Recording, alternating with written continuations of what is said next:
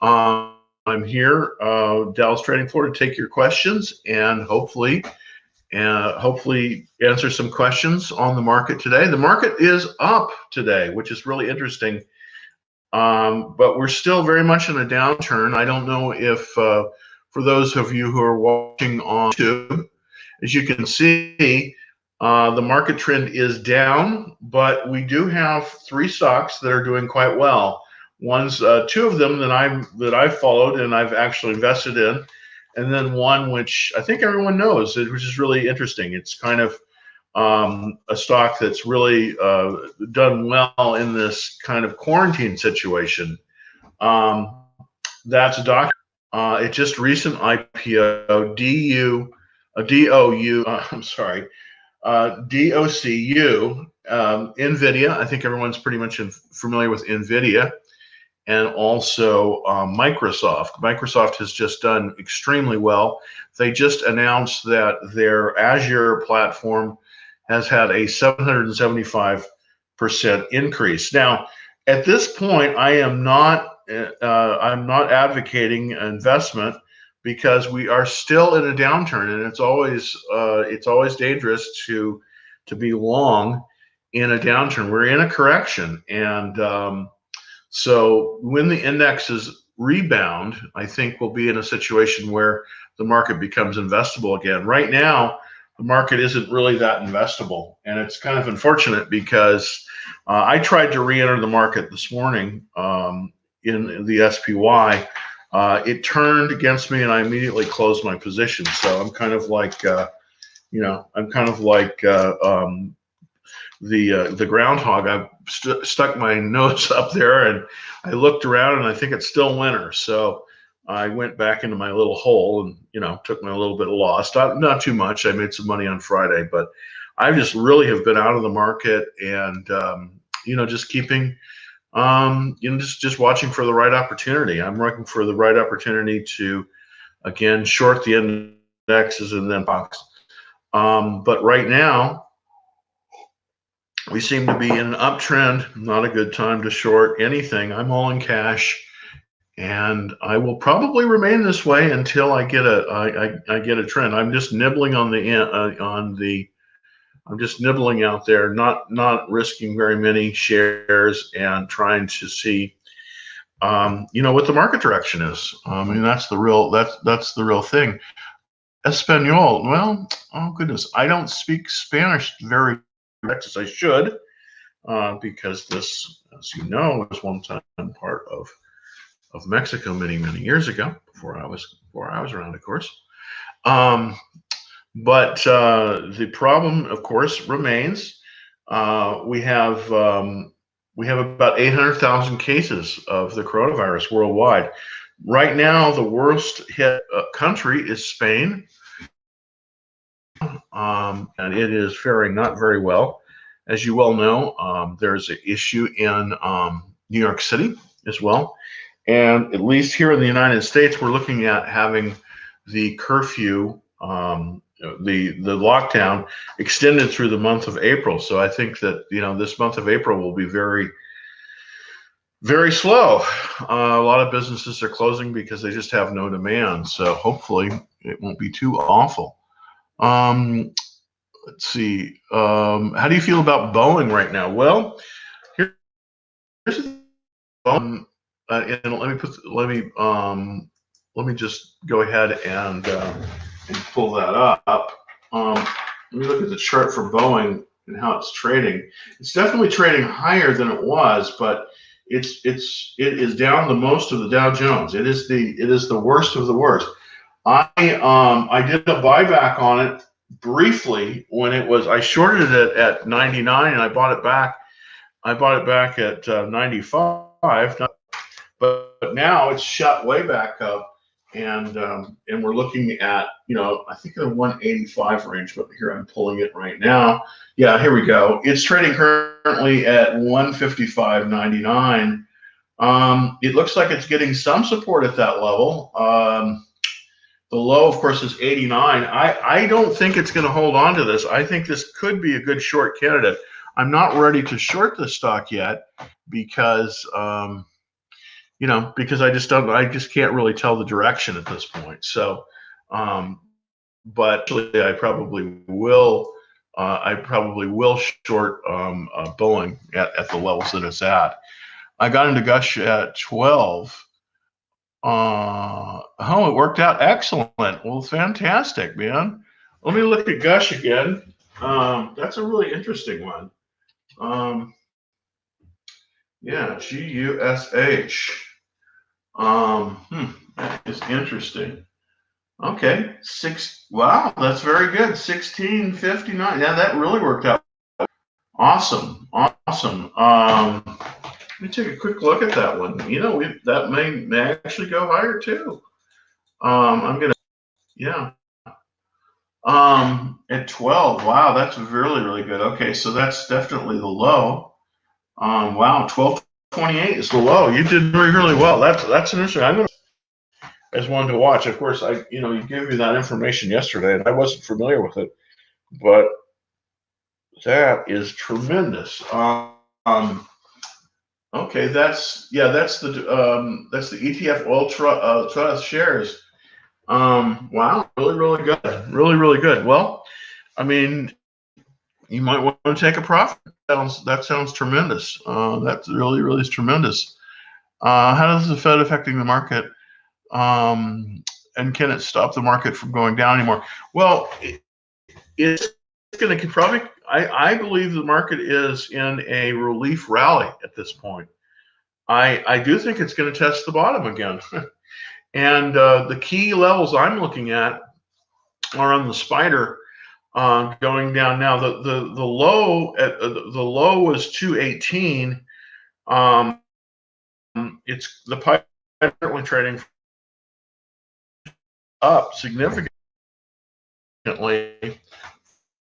from where the low was. I am looking for the spider to climb to about 75. I think that's a very key level. Reverse down and test the bottom. There's just been a tremendous amount into the economy. Of course, the stimulus checks are going to cost for everybody. The problem is that the economy is really on lockdown. I mean, the only thing that's really, really are stocks and the drug stocks, and even those, I just don't like that. We're in a when that's the case. That's really it's really tough environment. I mean, in the market like this, 4 out of every 5 stocks are going to go down. So it's really not a good position to be if you're long. Now, that's not to say that there's not opportunities out there, but I am holding back right now until I get a firm direction on the market because I am currently in cash. So I mean, that's just pretty much the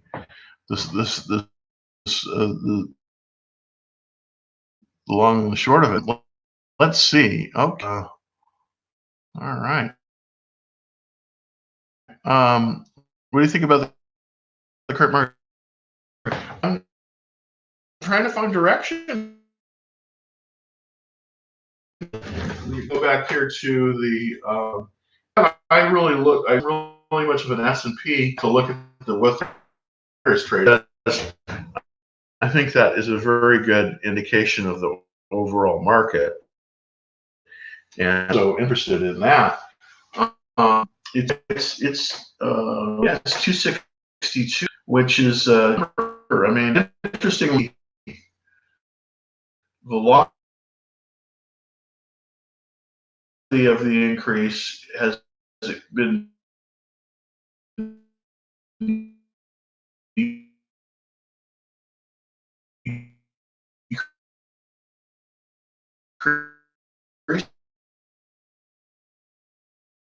So I think nearing a resistance point on there, create a reversal, and then movement down. So let me see if I can get some other. What's on TERP? That's interesting. Quick look at TERP. TERP. I just want to look at this. It's not going to get arm. All right. Interesting. Okay, this is much of a again, not something. I mean, it is trading up a little bit. It's 735 currently. The low, it made the low pretty much 560. I don't know if I'd be in this one. I think you're better off. If you're going to trade stock, better off like that. I'm not currently because I can't figure out the direction. I think we're still in a down, and really the only thing I do typically in a downturn is go out all cash or do the. I'm pretty conservative when it comes to down. I will short stocks in a downturn, but I'm typically not a buyer long.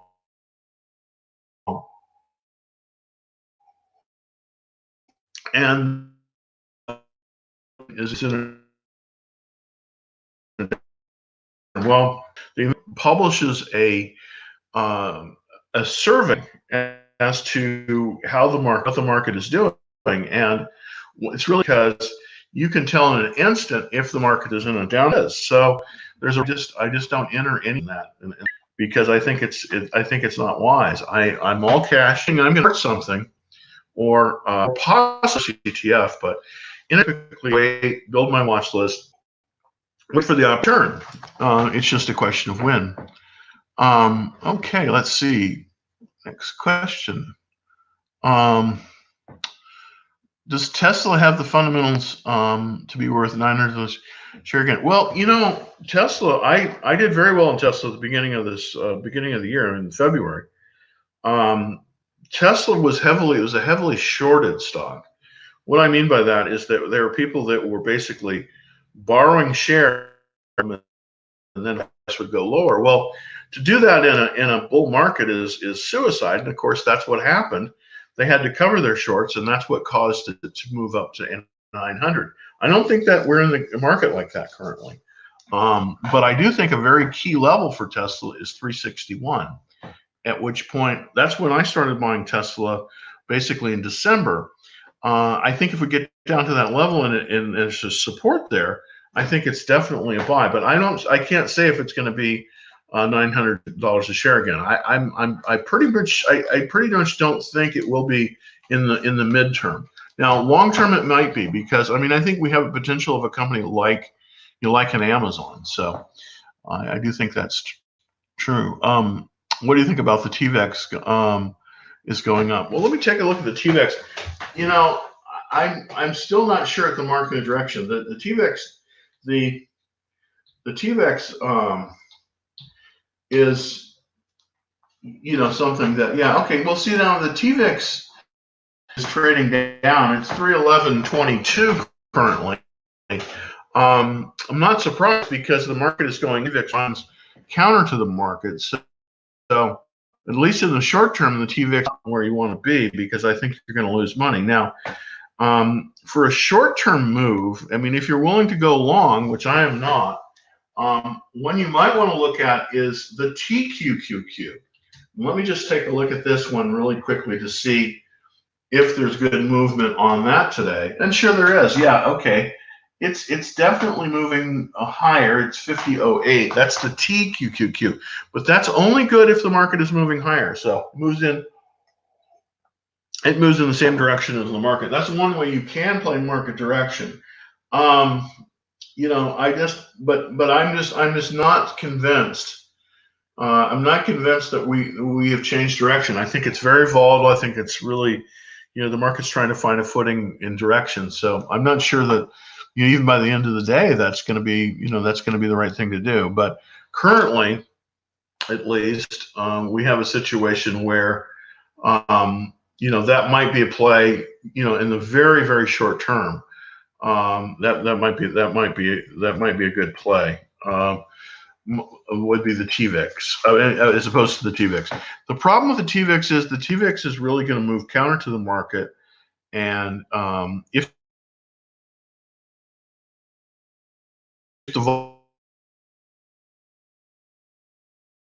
volatility is going up, and it's something that is going to move higher. But other than that, it's not. And it just can be, you could definitely make money, but you can also lose a lot of money with the TV fix right now.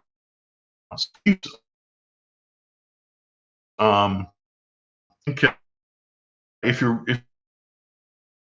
doing a directional play in the ETFs, I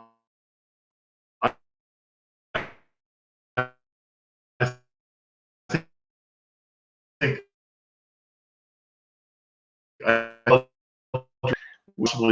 at least for the short-term period, that might be because that typically amplifies the move of the news, which is the NASDAQ 100. So that we have in that today. Yeah, I mean, we have pretty good range. We're usually up about, it's down against 49, 2 to 3. So it's direction. You don't want to aren't quite working for you. And now, ETF to this is the S, which will go up. It moves low.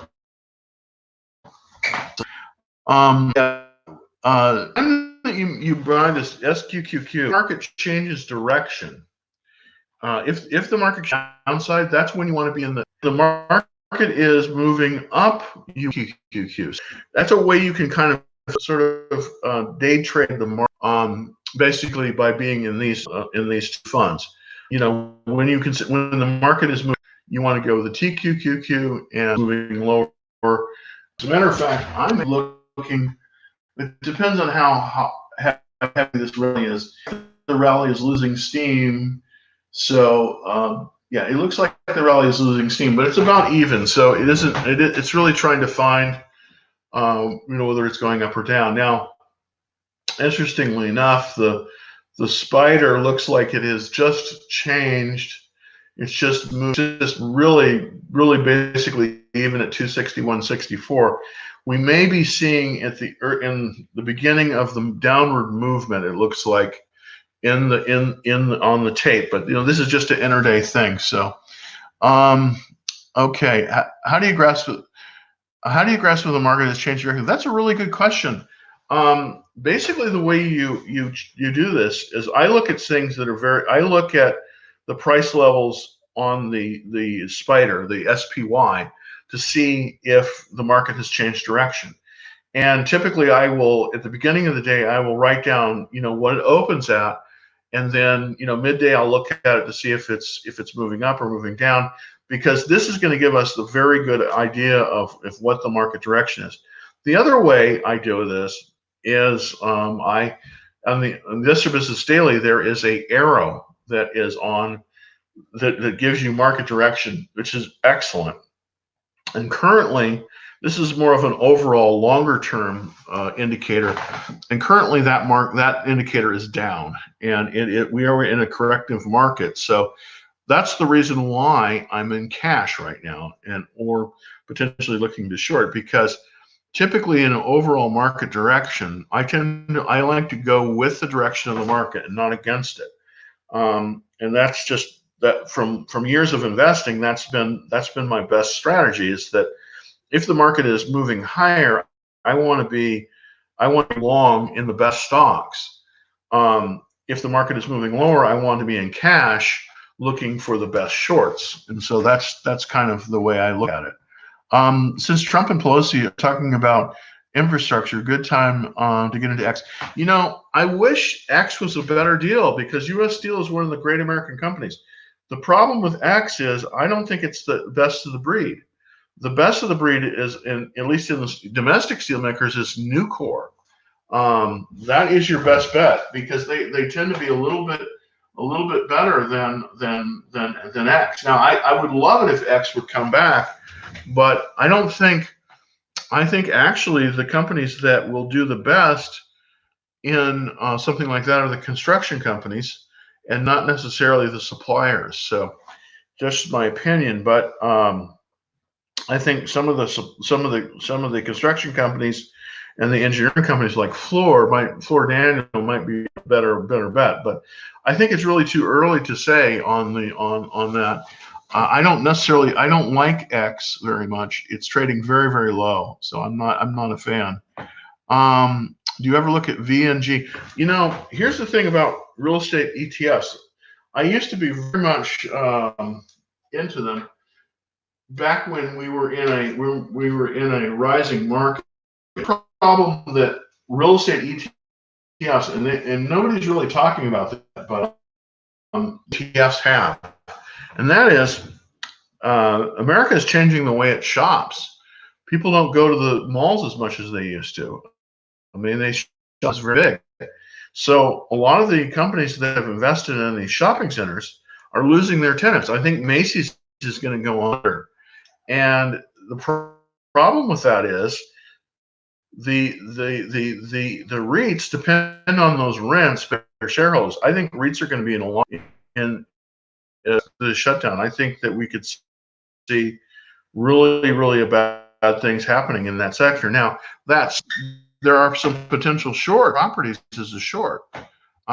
See if I can get a price for Simon Properties. I don't know what their symbol is. Let me see if I can pull that up. And but I think Simon Properties. I think MGM Properties is also a short. Let me look at the Simon Properties.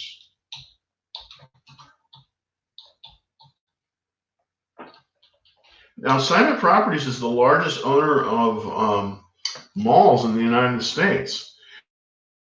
Let's see, SPG. So let me go ahead and take a look at the. This might be a very good short, by the way. Yeah, it can. It's trading at 55.53. This is definitely a potential.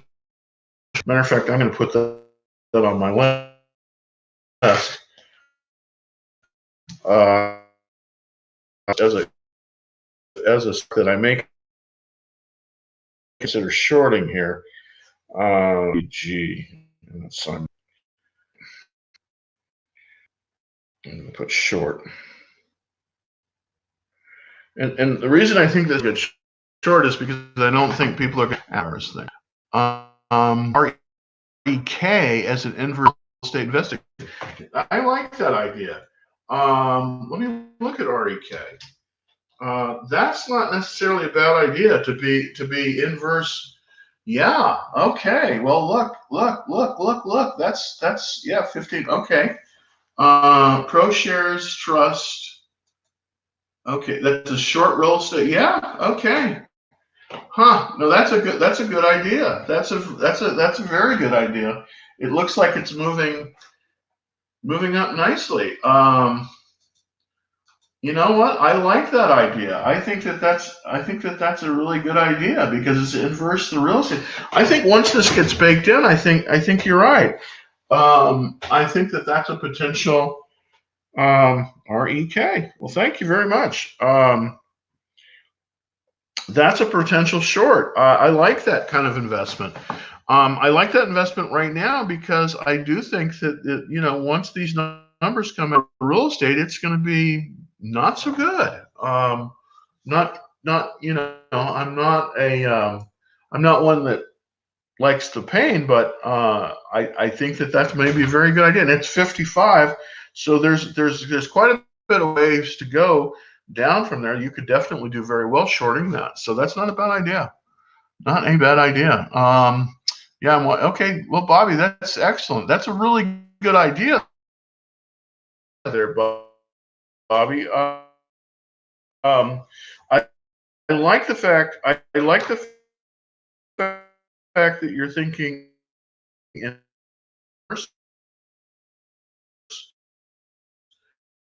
ETF because I think that overall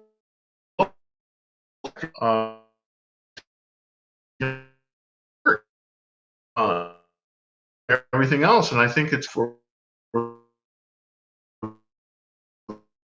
the so it's a really good. That's a good Bobby. I really appreciate that. You have some really good ideas.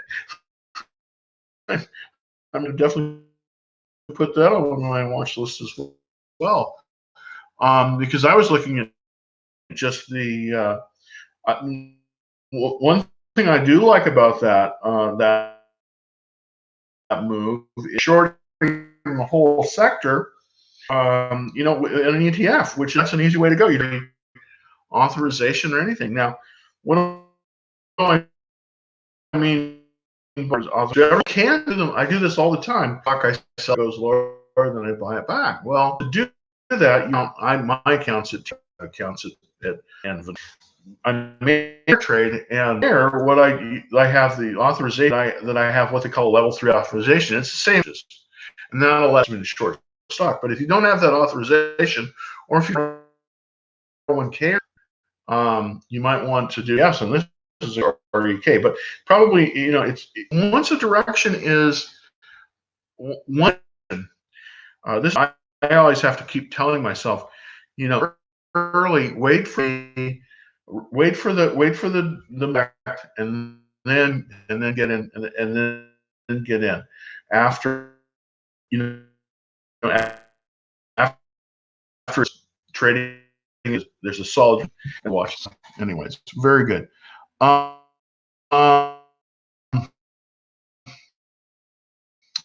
one of the other bell look at right now is I look at Microsoft. It looks like it has turned down. Okay, this is sort of the bellwether of all the bellwethers, because it is a stock that is probably going to lead the market. Okay, it's had very strong numbers. It's up tremendous.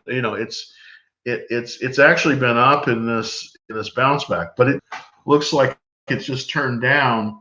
Okay, so it was moved. It was all the way up in the 50-day move. And what do I mean by the 50? There's a little bit on most of the charts line, and that red line that's the moving average over 50 days. Now, because we're in a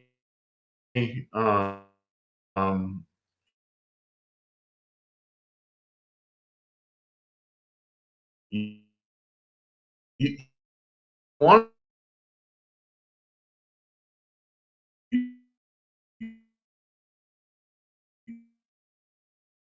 you want to look at stocks that side of the 50-day moving average, either up or down. Right now, it looks like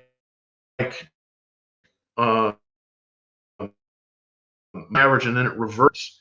This is a sign we may in this be looking for a reversal to the downside in the market. I believe that probably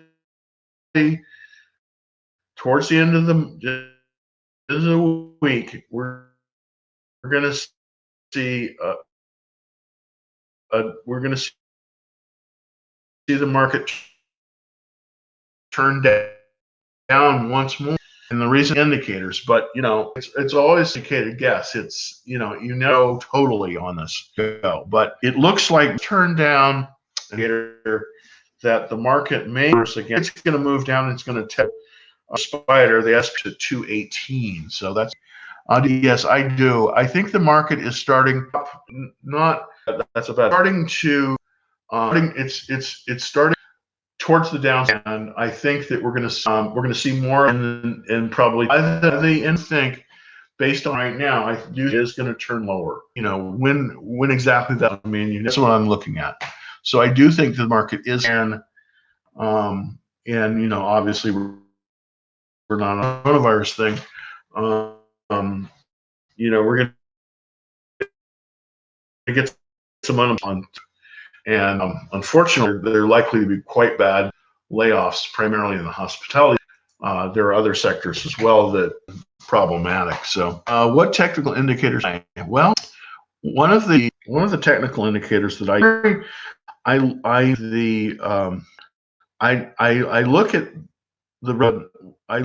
at the put to, which, okay, now what is the put to call ratio? The put to call ratio basically is, in normal times, if the market is heading up, the put to call ratio will be about 1.3 calls for every put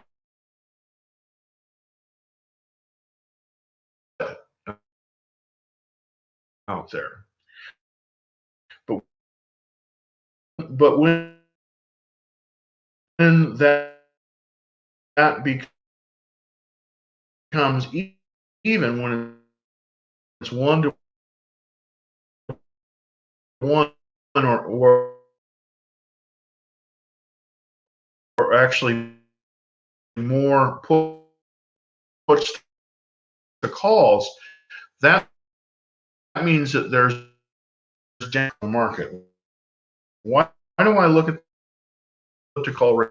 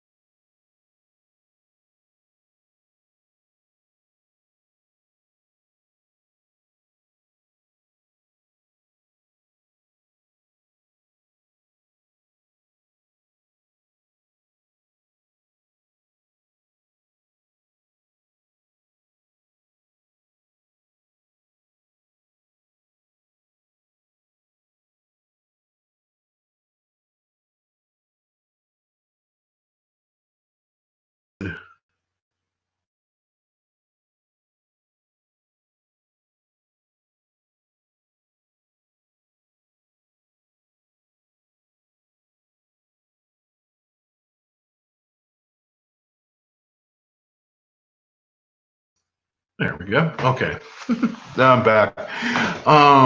Okay, what is the put to call ratio on the SPY currently? Well, that's a good question. I don't know. I don't know the answer to that. But let me look at the put call ratio.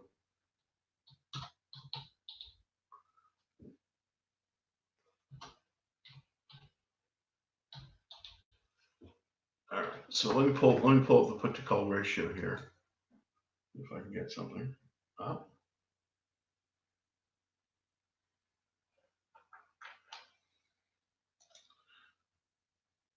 Okay, let me kind of just go over this put to call ratio really quickly and why it's so important, because it basically is going to give you an idea of when to buy stock. Okay, this is basically a psychological market indicator, but it's a very good one. Okay, when puts are heavily traded relative to calls, you see the put call ratio spike, as noted frequently. Okay, a ratio of hitting 1.15 or higher has proved bullish for equities in the recent years. Okay, so what that means is, if the calls are exceeding the number of puts, that's going to be a bearish sign. But if it's even, or possibly more puts to calls, then it's a bearish sign. And so that's a very important thing to realize. So let me give you an actual put to call ratio. By the way, the Nasdaq 100 is going up very good. Okay, let's see. Okay, in September 19, the put to call ratio was near what? With the ratio of 0.69 marks the lowest level since January of the same year. That's a sharp drop from the 1.27 peak in February. Okay, yeah, we were very bullish in February. So this year, okay. What is the put call ratio currently? I'm trying to find out that number for you. Hold on. Let me see if I've got a chart of that. Okay, put call ratio. There we go. Okay. All right. Okay. So currently the put call ratio, yeah, okay. The put call ratio right now, and this is really interesting, the put call ratio is 0.99. Okay. Well, that's rather bearish actually, but not except, that's a bearish sign. So we're currently in a bear market. I mean that basically what the put call ratio is saying. Now, when that ratio goes up, it will move towards a more bullish market. But right now we're in a bearish market, and the reason, with this bearish market, that's why I'm staying all cash, or I'm actually shorting things, because in a bear market, typically 4 out of 5 stocks go down.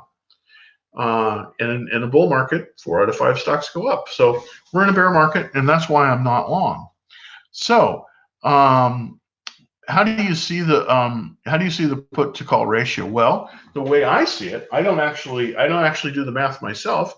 I rely on the Investor Business Daily, and I rely on this chart that they have. It's called the put to call ratio. And the way, let me see, I see if I can put this up and get this on for you on my YouTube channel. So see if I can show you this. And let's see, Google Chrome. There we go. And I'll try to put it up on there so those that you're watching on YouTube can actually see this chart. Not just talking about it. I can't do it. Unfortunately, I can't pull it up on TikTok because I'm limited in terms of what I can do with a green screen there. But I want to show you this chart because I think it's very, very in terms of how the market is running, and it's something that it's been pretty of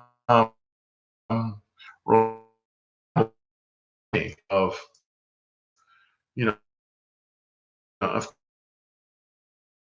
terms of what I've been able to find out. So, and I find interesting in terms of being able to figure out what the market is going to be. Anyways, okay, okay, this is ETFs. So let me get a chart on that.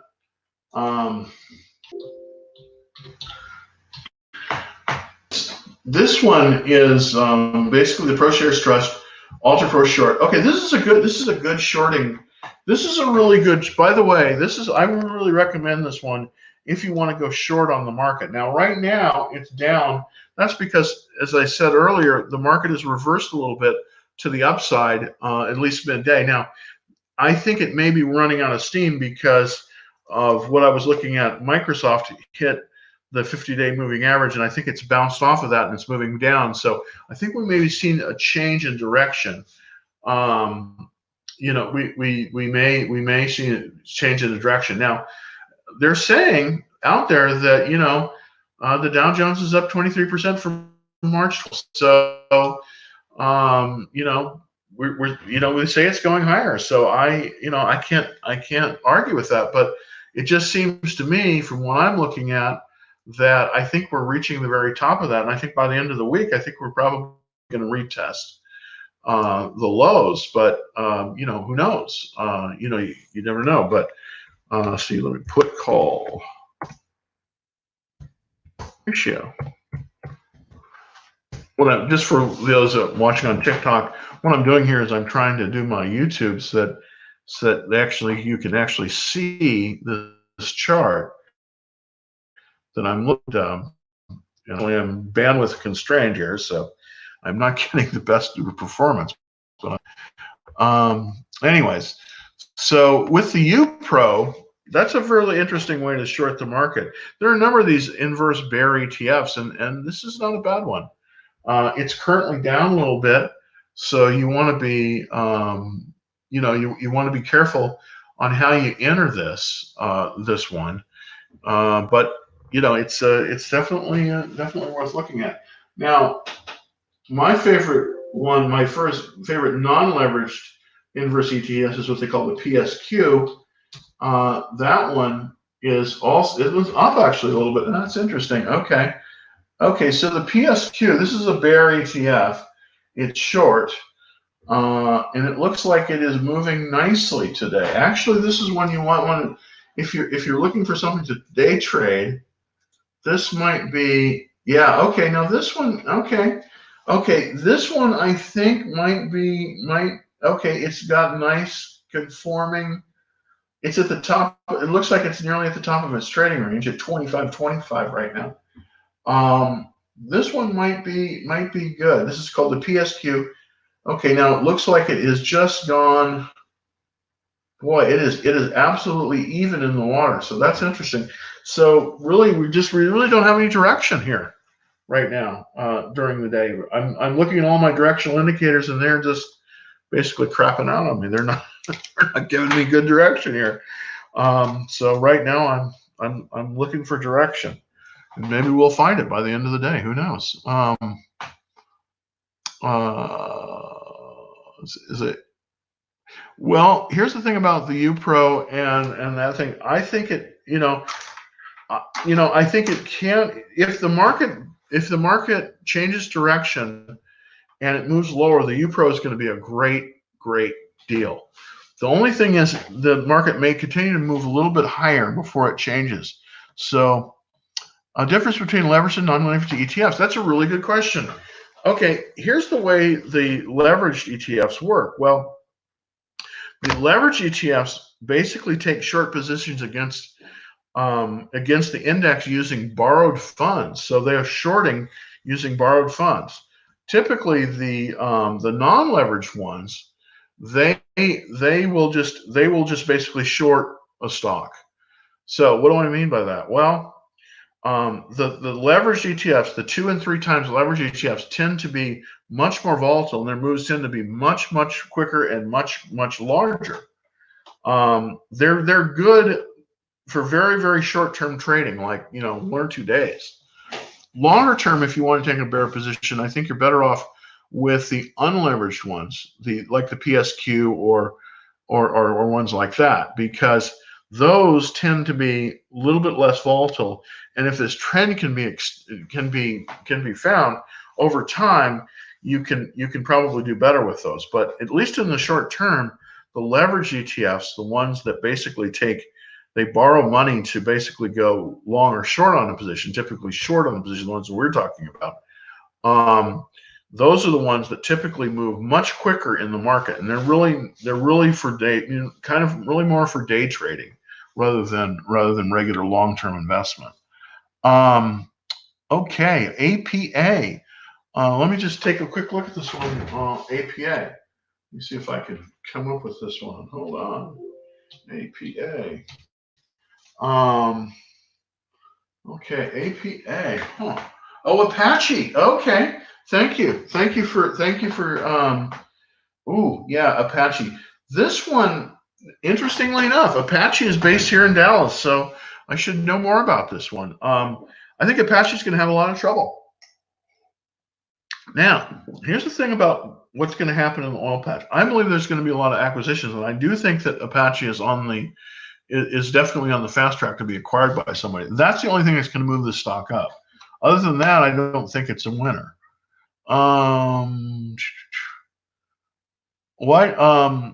Is there a reason why Forex has a bad rep? Well, the reason Forex has a bad rep has nothing to do with Forex itself.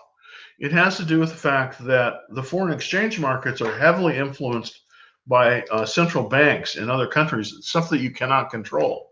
So, especially in times like this, where there's a lot of central banks are coming into the market and selling or buying dollars, it's very hard to figure out what the position is. So, a lot of times, when you think that the market is going to move lower, it moves higher based on central banks. So, that's the thing about Forex. Also, another thing about Forex is because the volumes are so huge and the margins are so thin, a lot of times you have to trade out of a position before you can make any money. So I don't like the Forex as much. I like to find stocks or ETFs where I actually kind of know a little bit more about them.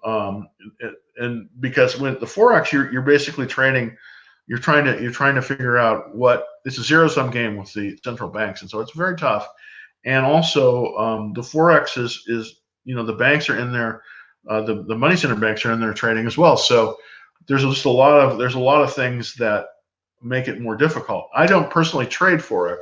There are some people that have been very successful at it, so I don't want to throw cold water on it, but I just don't think as a relatively small trader without a few $1 million, I don't think you're gonna have as much success there. That's just my opinion. So, can you see the YouTube live stream? See the I am trying to get that up right now. Let me see if I can. Let me see if I can put the call ratio up there. Let me look at the live stream here. I'm still having issues. Ratio. Why am I doing that? Why am I having trouble? Okay. So let's go here and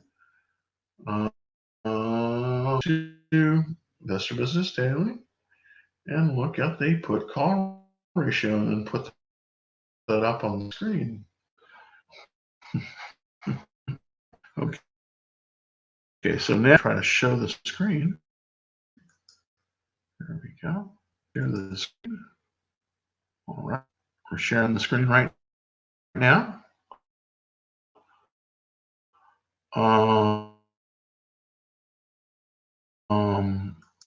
Into there we go. Share. And to this. Okay. Okay. There we go. Okay, so hopefully this will show, and it's kind of neat. Now that I have the live to you, and here in a second we should have Investor Business, but right now we don't. So here we go. Okay, so put call.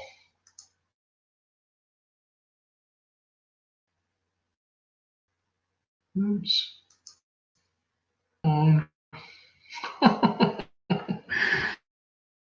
Just doesn't want to work for me. Sorry about that. Yeah, I'm afraid I am. I made some good money on Yang, Yin and Yang, Yang. There we go. Yin, and this is the release market. Very interesting. And it's the Yin is the bull ETF, and Yang is the bear ETF. So let's look at the yen. I think that the Chinese market may be recovering a little bit. Yeah, it's up a little bit. 11, and this is a one. I actually was in Yang about 2 weeks ago, and I did quite well on it. So those are I wouldn't necessarily recommend them, but basically that's the yin and yang. Let me put in put call ratio. So call. Let's see if that's going to give me here. Hold on. Wow. All right. Put call. Let's see, it'll come up. All right. It's searching. That's a good sign. It's searching. Still don't have anything here. Wow. Okay.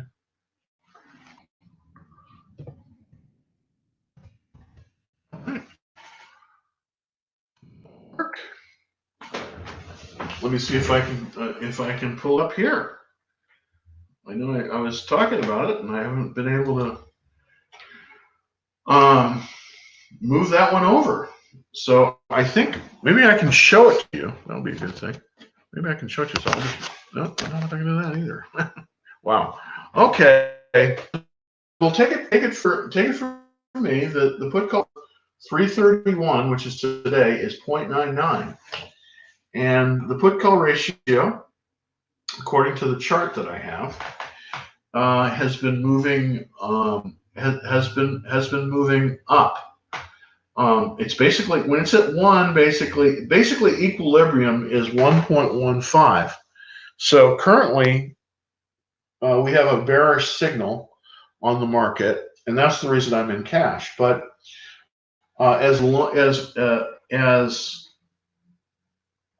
few days ago as March, basically March 18th, we were positive on the direction at 1.15 on the put call ratio. So currently the market is going to decline. That's what the the put call ratio is saying. VSLR. Let's look at VSLR here real quick. Let's see if I can bring that up. VSLR. Oops. VSLR is. Yeah, okay, this is a solar company. Yeah, this one is not doing well either, unfortunately. It looks like it's at $4.41. I don't know much about this one. My guess would be that Solar City would probably be the better play on this, because I think it's better capitalized, but it's trading at about 4. I don't see solar. I see solar having a lot of trouble with headway because of the price of oil. With being there, we're going to look at a situation where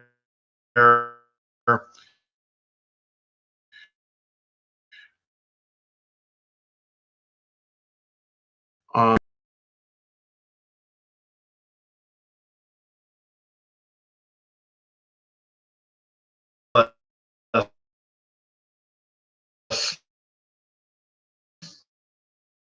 solar adoption, because of the fact that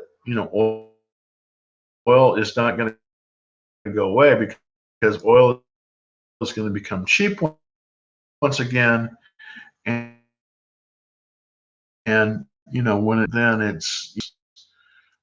it becomes very affordable, and oil as quickly as we'd like to. Do you feel there's in the currency any chance of our holding? I actually think that, interestingly enough, I think it's going to be probably the currencies, at least short term, is because everything is dollars, and many things are going to have dollars. And so I see a lot of countries that can't right now because the prices are so low, not being able, not needing dollars, but not having anything to sell for. This is the case with Russia. This is Arabia. They all need dollars, and because the price of oil is down, and that's really the only thing they have to sell in the world market. The demand for dollars is actually greater now than all time, because all dollars to buy things that are denominated. We have a situation. Dollars actually going to happens when deflation happens. What deflation is? When inflation, there's more and more demand for fewer and fewer items, but with deflation, the demand goes away, and so all the suppliers have as much things to sell, so the prices go down. You see assets going down. I think the next big asset bubble to explode is going to be in the commercial real estate market. And you're already starting to see that in New York City, where a lot of the apartments that were recently built, they cannot find buyers for them because they're just too expensive. And the number of buyers are hoarding their cash, their dollars basically, because they need it. Because a lot of the buyers in New York City and in Los Angeles and in other West Coast cities, they're foreign buyers, and they're not domestic buyers. So they tend to hold these real estate as an investment, a hedge against deflation. But now they're all having to sell at the same time, and it's not going to be a good thing. So Exxon or Chevron? Actually, Chevron is a better company than Exxon, but they're both really, really good. So if I had to choose between the two, I would choose Chevron. I think Chevron is totally on sale right now, and if you have a long-term horizon, I typically am a trend trader myself, so I don't have as long a horizon. My horizons are basically, 3 to 6 months. But if you're looking at about a year or two, I think you could do a lot worse than buying Chevron. I think Chevron might be a really, really good buy at this point, because I do believe that oil will bottom. The weaker sisters will be shaken out of the market, and companies like Exxon and companies like Chevron will just move higher. So not a bad idea at all there. The main thing that the main thing we're experiencing now is we are experiencing deflation. And deflation. This is why the Federal Reserve and everybody else is trying to push so many dollars into the economy, because what happens in deflation is there's a tremendous drop in demand, and that's essentially what we've had because everybody's staying inside, nobody's going to restaurants and that thing. So we're seeing a tremendous drop in demand, and when there's a big drop in demand, all of the companies that were normally, they could kind of count on X number of people coming through the door because that's just how it was. But now with the drop in demand, they can't pay their employees and they can't pay their rents. So the first thing to go is going to be employees, and that's already happening. We're already getting massive layoffs in the economy. I think on Thursday we're going to have a tremendously horrible number, unfortunately. But the next thing to go, the next pillar, is going to be the commercial real estate market, because the people that are in the commercial real estate market aren't going to be able to make their payments. And now, why wouldn't the residential market go next? Well, in a way, it is going to go next. But here's the thing about the residential market that's really unusual. The residential market is really many markets. It's not just one market. 50% of the houses in the United States are owned free and clear, which is amazing. It's just the people that bought houses recently that are going to have trouble making the payments. Those I'm going to see a lot of dislocation. So I think you're going to see a lot of dislocation in places that have a lot of new homes. Here in Dallas, it's going to be difficult in some of the areas because a lot of the houses that have been built are in the $300,000-$400,000 range, and a lot of them are going to go down. A lot of people aren't going to be able to make their payments on them. So that's coming. If WT inventory report is bad tomorrow, how would you see ExxonMobil for next week? CVX and ExxonMobil, I don't necessarily think they'll be totally. Here's the thing: CVX and ExxonMobil are integrated oils, which means that they don't just produce the oil; they transport it, they refine it, they do it all. So they're not going to be as effective. The companies that are really going to be affected are the E&P companies, the companies like Apache, the companies like Concho Resources. Those kind of companies are going to be very, very affected, I believe, because right now you can't get storage for the oil. I mean, it's all full. Nobody's taking it. The refineries are saying no, and so it's a really strange deal. Thursday is a weekly job report, and Friday is March. Yeah, I think that's right. I think that's kind of what I'm waiting for. I nibbled at shorting the SPY this morning, and I poked up my head, like Pexitani Phil, the groundhog, and I got my head cut off. So I pulled it back inside, and I said, I got the wrong direction. I'm just pulling it back. But I think that we may see a change in direction in the market. Unfortunately, I think it's going to go to the downside because I think we're going to retest the lows. And I've been saying that, and hopefully I'm right. So what do you think about REK? Yeah, okay. Let me look at REK. Look at REK. REK. Look at the chart on that. Wow. Okay. Nice. Okay. This is an interesting play. I like this play. I like being short on the REITs, and I really like that. I really like that idea. I like being short on the REITs. That's definitely on the list because I think come next month. Now it's not really going to bake in for a little bit of time, but the commercial real estate REITs are going to have a lot of trouble making their payments. And so I think that this is probably a really good thing to be short on that. I mean, it's a good call because the housing.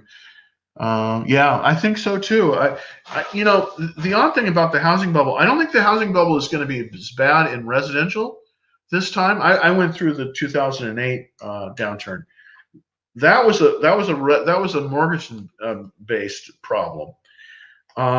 This time they didn't produce as many houses, at least not nationwide. So a lot of people instead moved into apartments. There was a lot of building of these apartments. Well, the problem with these apartments is that they've got too many of them, not necessarily for everyone, but the prices that they have to charge for rent to break even are just too high. So I do not think those will do well. There's a town north of here called Frisco, Texas, which is one of the fastest growing cities in the United States. And they have been putting up these luxury apartments right and left. The problem is they can't fill them because they have to charge $1,400, $1,500. And at that price, they're basically competing with single family houses. And what would you rather have, a single family house or an apartment? So typically people will go with a single family house and they're not as strong. So that's definitely what I got. The next leg down in this market is going to be the REITs, and REITs potentially are going to be some of the best shorting opportunities out there, because I just don't think they're going to be able to do well in this environment. And I think that, a lot of them will trade lower. That's just I think it's almost a foregone conclusion. So that's kind of what I'm looking. That's a sector of the market that I'm really looking to short. I don't think that the oil and gas sector is a very good sector to short. And the reason I don't is because I think a lot of the bad news has already been baked in, but I don't think it's been baked in the REITs, in my opinion. The fastest growing city. Okay, yeah, the fastest growing city, absolutely, on sheer numbers, is New York City. That's absolutely true, because New York City metro area has about 19 million people. But in terms of new home production, the fastest growing city in terms of actual percentages of numbers of people that have moved here is the Dallas metro area, which gained in the last 10 years gained about 1.2 million people. Now, the reason New York City is much, much larger, and it's moving with a much pace. So it actually increased in terms of actual numbers the most of any area. But I refer you to certain other statistics. One of them is Chicago is losing population. Unfortunately, I love Chicago, but it's losing population.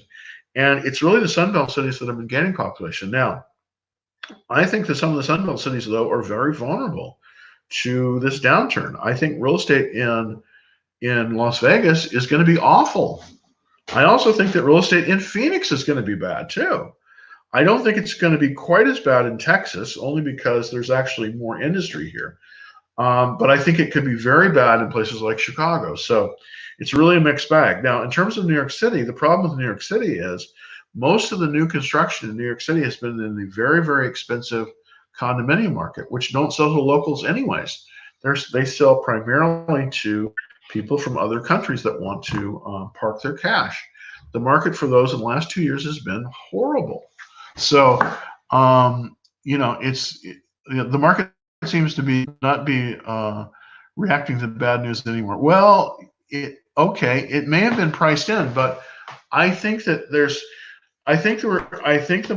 market is not moving as quickly to bad news, but I do think it's being baked in, and I do believe that we're going to be in a situation now in the next few weeks when a lot of the big funds, like Bill Ackerman was on crying again, they're going to try to sell out. They're trying to get the markets calm so that they can sell their stuff out the back door and leave everybody else hanging, holding the bag. And I think that's what you're going to start to see. You're going to start to see a lot of the big money managers come on CNBC, say everything's okay, and then they're going to sell their shit, and then everybody else is going to be left holding the bag. It seems to happen all the time.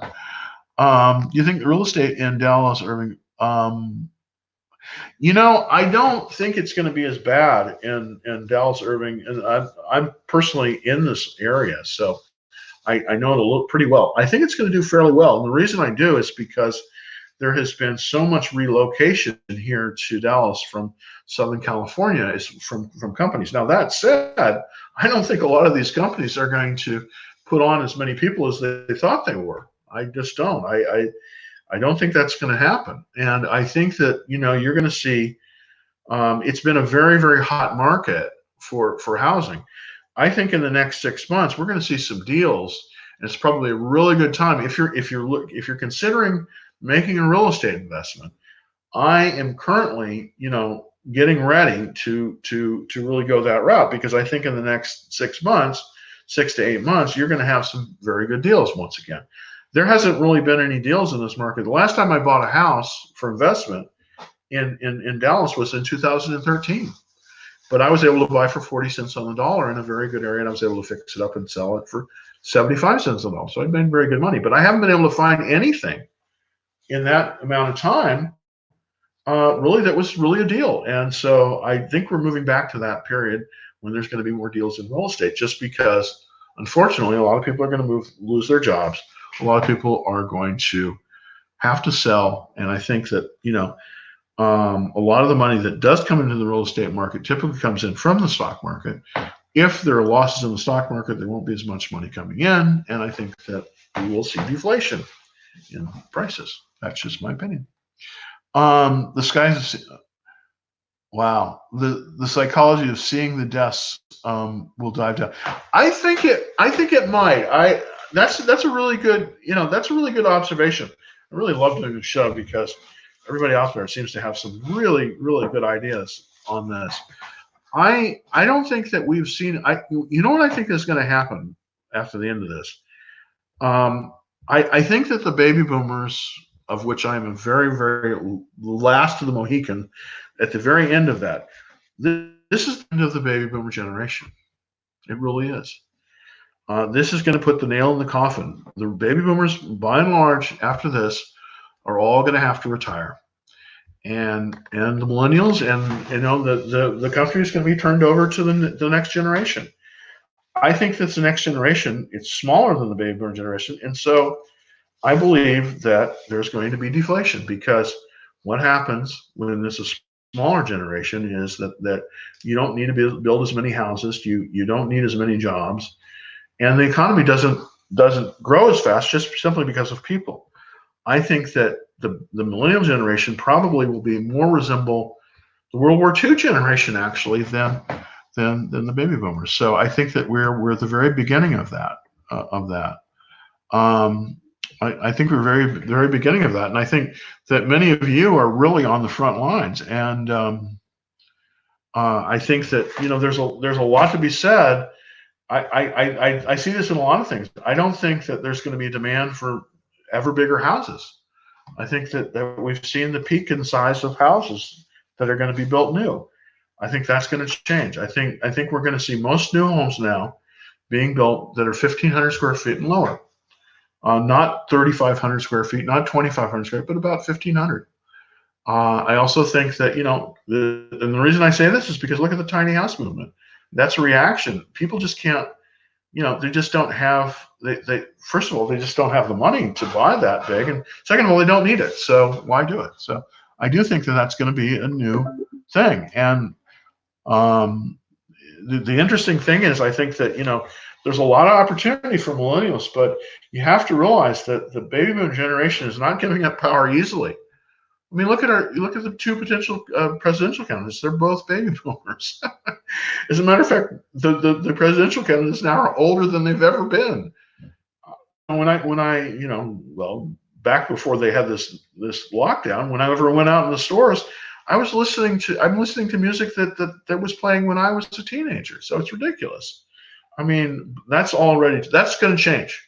That is getting ready to change. The baby boomer generation this is going to push the baby boomer generation out. And a lot of them are going to retire. A lot of them are going to have to sell. And I think you're going to see, and quite frankly, I don't think the stock market, I think a lot of people are going to have to withdraw money from the stock market. That's what I also think. So I do think that there's a lot of,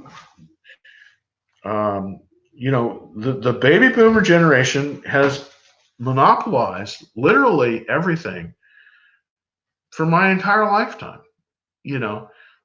That is not going to be the case anymore. This is the end of the baby boomer generation. Now, this will be the last election, I believe, that a baby boomer will win the presidency. And I think that at least temporarily, there will be a focus on baby boomer type of things, like, what's my health care, what's my pension, all that stuff. Well, that's going to change to, I think, move more towards, we got to give people that are coming up a fair shake. We got to give them a chance to get into the market. We got to get them, relief on some of this ridiculous this ridiculous student loan debt shit problem. I mean, when I went through school, it was so cheap, and now people that have come up and worked hard, they're strapped. I think that's going to be a priority in coming, coming forward. I mean, I think that's going to be a priority. So I think not only we're going to see debt relief from the companies, but I think we possibly will see debt relief for people that, just through their no fault of their own, just when they were born. I think we're going to see debt relief, allowing people to, get out of these huge debts for college that, really through no fault of their own, really they had to incur because it was the only option. So, anyways, I shouldn't get that philosophical, but that's the reason why I am currently a bear on the market. I think that demand's going to go down. That's why I think, you got to learn how to short sell. You got to learn how to pick up property, at the low price, because it's coming. I did very, very well. I came to Dallas in 2006 after being totally blown out from the 2000 meltdown in Silicon Valley. I was in 3.coms, and I came here because basically I was crapped out. I mean, I'd been in 3 failing .coms, and when I came here, it was just the right moment. Well, the market was down. It was actually a bad market. I had a lot of trouble getting a position, a lot of trouble getting a job, and I got a job, and then halfway through, I was laid off because of demand. But that's when I get into the real estate market, and it did very well for me. So I think that times are coming as well. I think those times are coming well, but you got to be ready, because these opportunities don't hang around. I mean, everyone, it's going to get more gloomy. I think that we're going to have another leg down in the market, and when it gets really gloomy, I mean, it'll eventually turn. It'll eventually turn up. But I just think that we're going to see probably a down market for a while, at least 18 months, I think. And I think what's the worst part is I think a lot of people that were in jobs that had cash are going to be unemployed, and it's going to be very hard because they're just not going to have any cash coming in. They're not going to want to come from it. And I think it's going to potentially profoundly affect the generation and make them more like my parents were, that came up through the Depression. They're both dead, but a little bit different than the baby boomers, which basically, to a great extent, had everything handed to them on a platter. I mean, the economy was booming. We did a lot of stupid things. We with that, but I think that things are going to be a little bit more difficult. Now, that said, I mean, here I am, all doom and gloom, but I want to say that better times are ahead. And by the way, I've been job owning now for an hour, and I really appreciate everybody that's tuned in. And I'll be in tomorrow, hopefully, with some good information. By the way, Bobby, I just wanted to shout out to you again. REK, that sounds like a real winner, and I'm going to look into it tonight. Thanks again for everybody looking today, and I really look forward to seeing you tomorrow. All right.